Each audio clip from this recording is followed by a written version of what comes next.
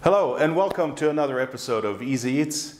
Today we're going to tackle one of the all-time favorite snacks, which normally people order to take away, but in our case we're going to make it at home, the pizza. Now we're not only going to make it at home, but we're going to make it without an oven. I know a lot of people out there, you love pizza, but you have to order it in because you don't have the kind of equipment like a wood-fired oven or a gas-fired oven to actually get it to that right consistency and the way you like it. Now we're going to do it right here in our kitchen using just a pan. And here we go.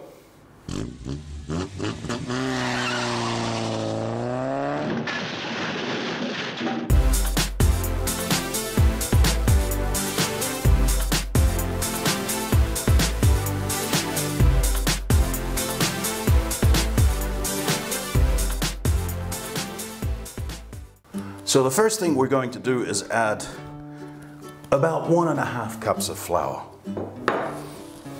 To that, we add about a teaspoon full of regular baking powder. In go about 2 tablespoons of oil. You can use frying oil. In this case, I am using olive oil. Again, it's up to you and your budget. Next up, we will season just with a pinch of salt to give it some flavor.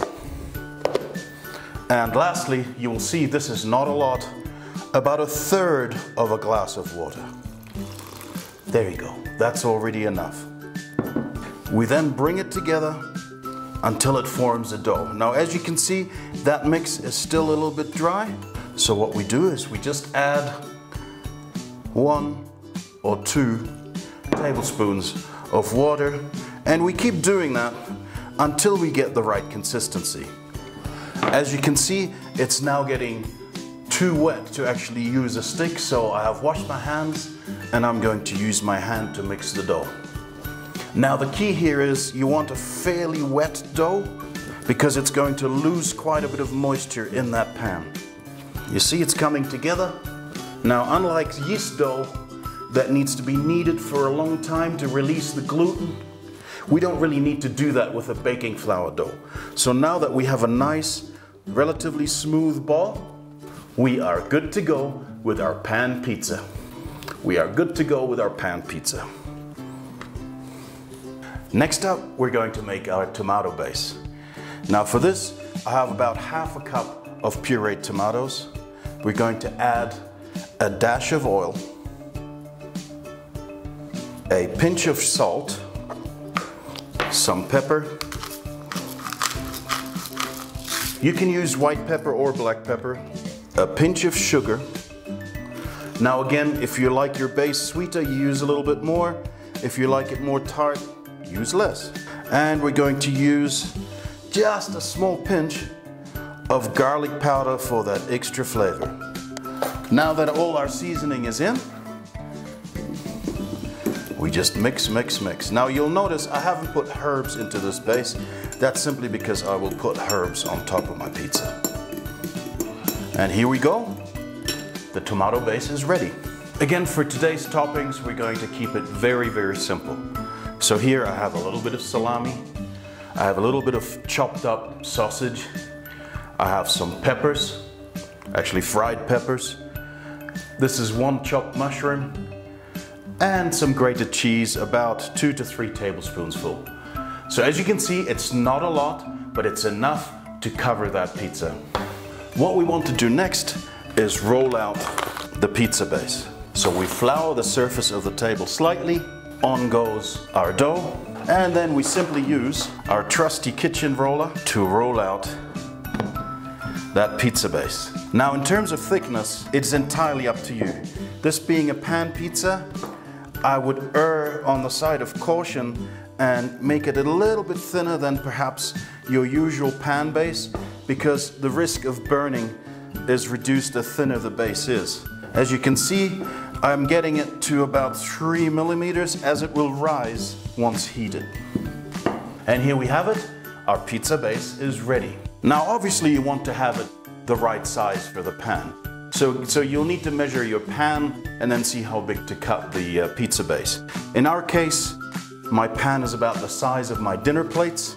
So I'm going to cut around and create a pizza base shape exactly that size. Now don't worry about the rest of the dough. This pizza dough actually freezes well. It'll keep in the fridge for about 24 hours. It'll keep in the freezer for, several months. Now that we have our pizza base ready, let's get cooking with our pan pizza. So first up, we're gonna get our pan nice and hot. I've set the electric cooker to about 180 degrees. Now if you have a normal stovetop or a gas stovetop, that's okay too. Just make sure that pan is hot as if you were normally frying an egg or something else. So we're going to add a dash of oil. Once the oil is hot, we're going to put in our pizza base. Now, since the cooking method is a little bit different from the traditional way of making a pizza, we're going to fry or roast or toast, whatever you want to call it, one side first. That ensures that we're going to get an even crust and that it's cooked all the way through.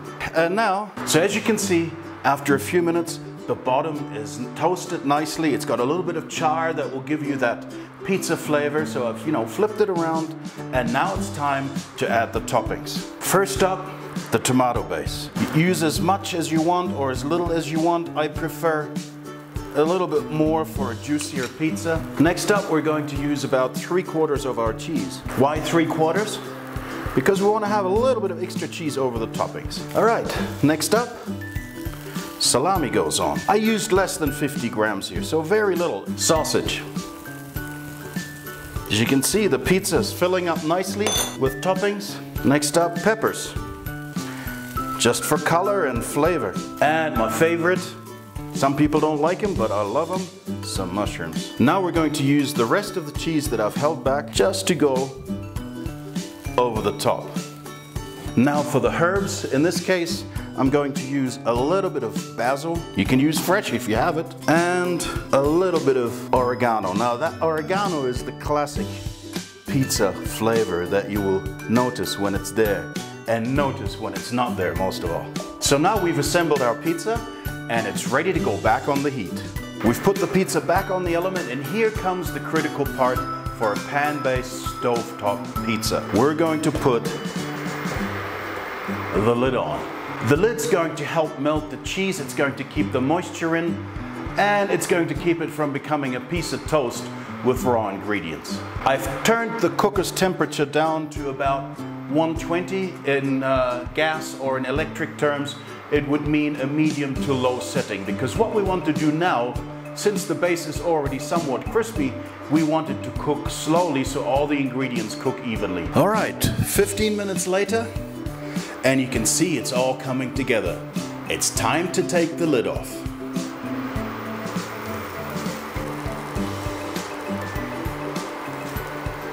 There's only one thing left to do, and that is to cut the pizza and get right into it. Now you can hear the crunch, and that's exactly what we want.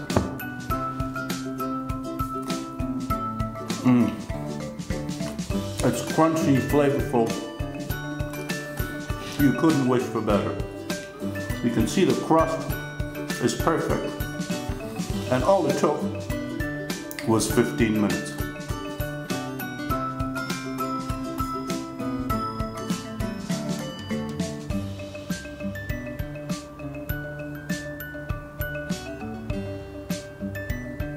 Thanks again for watching today's episode of Easy Eats. I hope you've enjoyed it. Please do try this recipe at home. Your kids will love it, and you're gonna save a ton of money that you would ordinarily spend on that expensive takeaway pizza. See you again next time. All the good love when we're all alone. Keep it up, girl. Yeah, you turn me on.